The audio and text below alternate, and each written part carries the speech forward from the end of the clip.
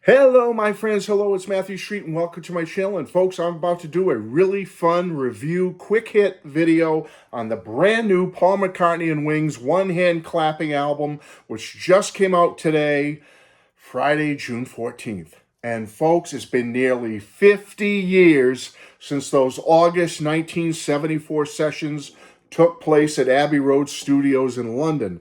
But folks, I don't have it to show you, so you're going to have to go to one of those other cool Beatles channels that, will show you every nook and cranny of what they got, CD, vinyl, and whatnot, because I pre-ordered it, folks, right from Paul himself, Sir Paul himself, his website. Months ago, I pre-ordered this thing on vinyl so I could get the double vinyl with the single 7-inch vinyl disc with the 6 extra tracks on it from the backyard session. I ordered it, folks, but alas, I got a notice just a day or two ago saying, we've shipped it. So I was like, oh, wow, maybe I'll get it on the day of release.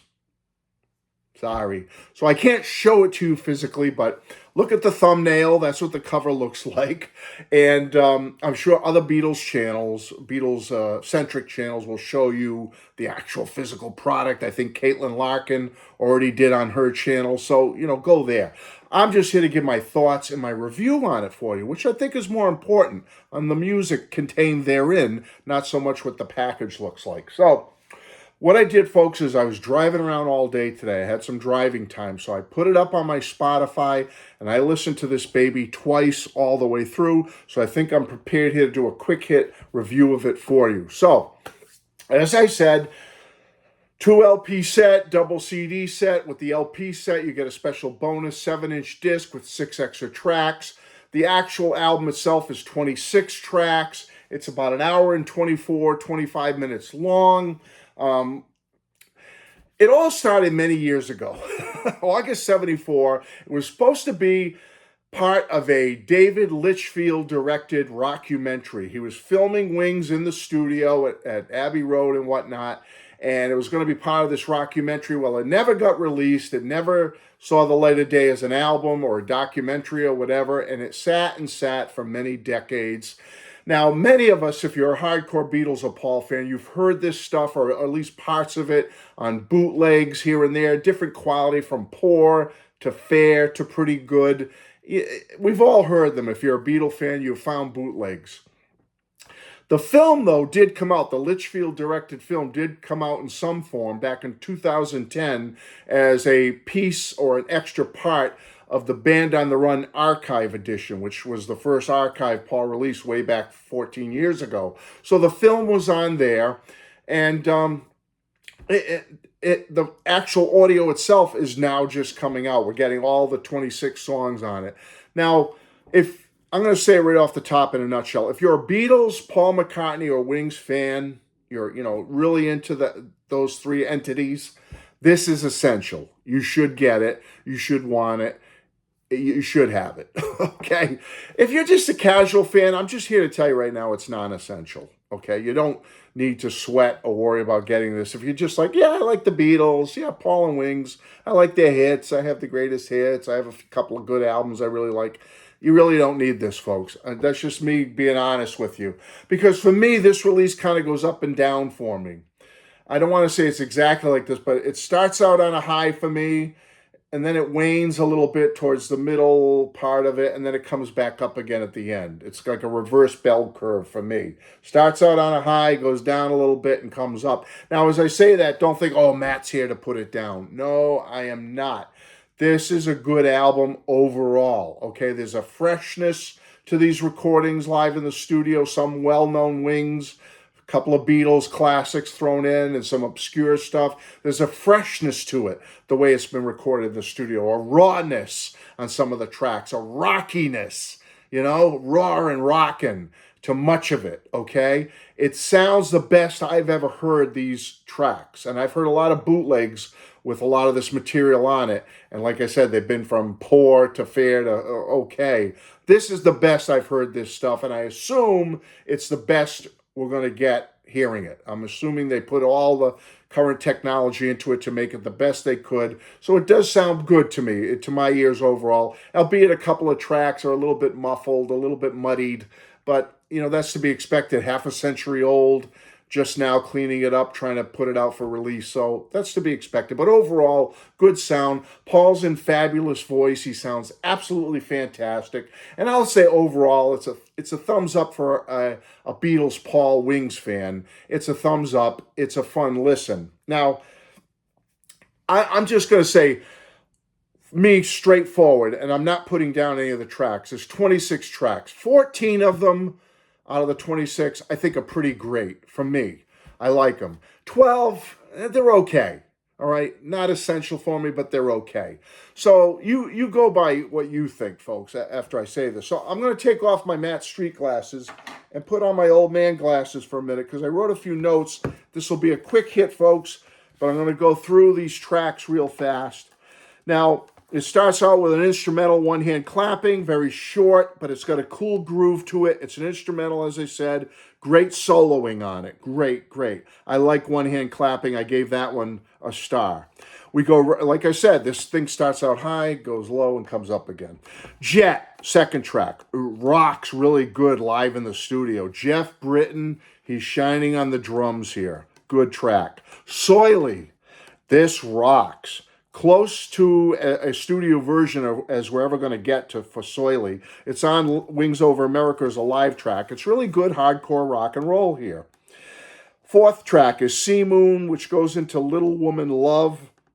I loved it. I thought it was really good. It's the best Sea Moon I've ever heard.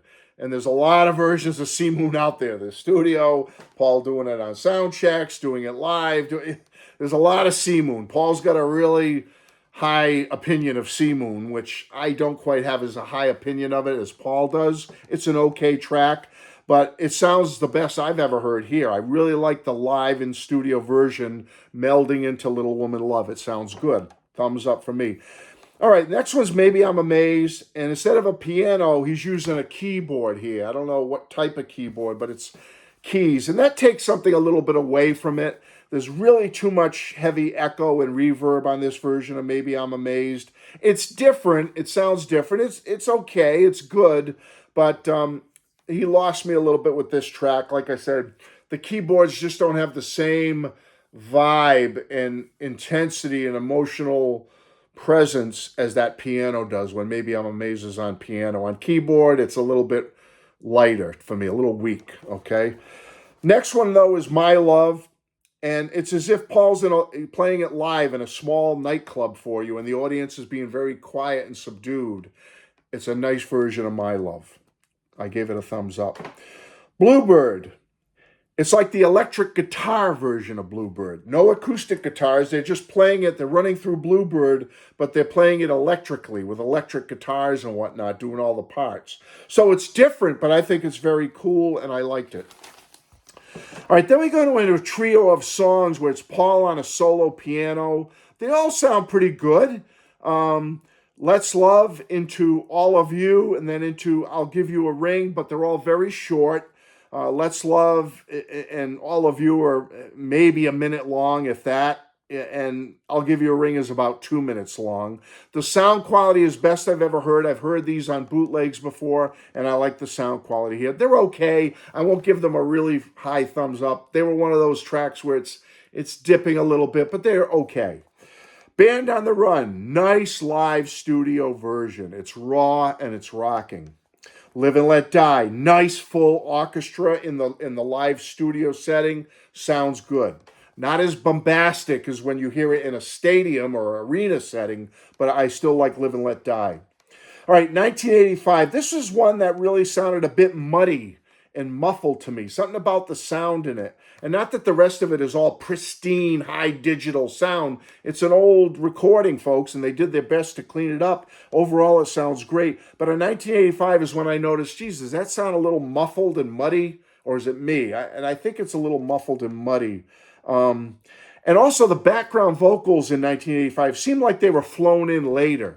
They don't seem to fit. They're too pristine and too precise for this loose in the studio live version of 1985. They sound a little flown in, like added to sweeten up the mix. See what you think. It's okay.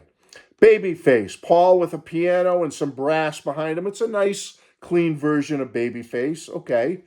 Let Me Roll It. Again, this is fabulous live in the studio. A very rocking version of Let Me Roll It. Then they go into Blue Moon of Kentucky with the full band live in the studio. A nice version. It's loose and raw, but it sounds good. All right, then we go into a little period here where they were okay for me. They're not power cut. It's a solo power cut on keyboard with Paul. He gives a little intro. There is some in-studio chatter between some of these tracks, and definitely before power cut, Paul gives a little intro. It's nothing special, though, this version. It sounds like a circus song with the keyboard. The way the sound he has on the keyboards as he's playing power cut sounds like it's a circus, like the elephants and the trapeze artists are about to march into the ring, and it's very short, too. Love My Baby. It's solo Paul on keyboard. Again, I assume it's Paul on keyboard. It's an okay song. It's more of a curio than anything outstanding. I mean, it's just over a minute long, very short. Nothing to write home about. Let It Be is Paul solo on a keyboard again. It sounds like an accordion, though. Whatever setting he has on the keys, or synth, whatever it is, it sounds like an accordion. It's got that accordion. Let It Be, it's only a minute or so long. It's very short, but it's kind of lousy. Nothing special to it. Let It Be just doesn't sit well with an accordion-sounding keyboard. Sorry, it just doesn't. Long and Winding Road melds into Lady Madonna, again solo Paul, but this time not on keys. He's actually on a piano. Should have done that for Let It Be and Power Cut. But anyway, he's on a solo piano, Paul, and it's very pleasant. It's okay. Not bad. Not my favorite version of Long and Winding Road or Lady Madonna, but it's okay. Junior's Farm, back to the full band now, rocking out on this classic live in the studio, and it's a winner. Junior's Farm is one of my favorites, I think one of the best on this LP. Sally G is just Paul's solo version with an acoustic guitar, and it's a very nice alternative to his studio version. I liked it. Tomorrow is just a very loose solo Paul on the piano playing Tomorrow, nothing to write home about. Go Now, full band with Denny doing a studio run-through of the track. Pleasant enough, it's okay. But again, I'd rather hear another version of Go Now from Wings Over America or the Moody Blues version or something. It's okay. But then the last two songs, they finish on a high. Wildlife, I might like this better than the studio version. I really like the version of Wildlife here. It's loose, it's got a groove to it, and it rocks. It's just a good version of Wildlife here. Like I said, I might think it better than the studio version on Wildlife, the album. And then we finish up with the proper album with High, High, High. And again, like Junior's Farm, it's a fun, rocking, live in the studio version of High, High, High. Kudos, thumbs up for me. And so that's it on my little notes and stuff. And then, of course, there's the 6 tracks you get on the 7-inch vinyl only edition. You get Blackpool, Blackbird, Country Dreamer, 20 Flight Rock, Peggy Sue, and I'm Gonna Love You Too. I don't have my vinyl yet to tell you exactly how those are going to sound yet, but based on what I've heard on some pretty darn good bootlegs I have of those tracks, they're great. I like that session of Paul in the backyard of Abbey Road playing those 6 numbers. They're fantastic. So I'm going to assume there'll be a thumbs up if they cleaned up the sound a little bit, because the sound was already pretty good on those. So there you have it, folks. Quick hit. I wanted to be out of here in 15 minutes. I heard it twice right through, one hand clapping. I'm going to give it, as a Beatles, Paul, and Wings fan, I give it a thumbs up. I like it, albeit 14 of the tracks are, great, rocking, good sounding, like the alternative versions of them. And 12 are, meh. I won't even say meh. They're a little better than meh. 12 of them are like, okay. They're okay, nice to listen to, but I probably won't go back to them time and time again. That's it, folks. I'm out of here. Hope you enjoyed my quick review of One Hand Clapping. Hope you, if you're a fan, you're going to get a version of it on CD or vinyl, and I hope you enjoy it. Throw a comment down. Let me know what you think of it if you've heard it already, and I will be back again very soon, my friends. Please, I never say it, like, comment, share, subscribe. Thank you. Bye-bye.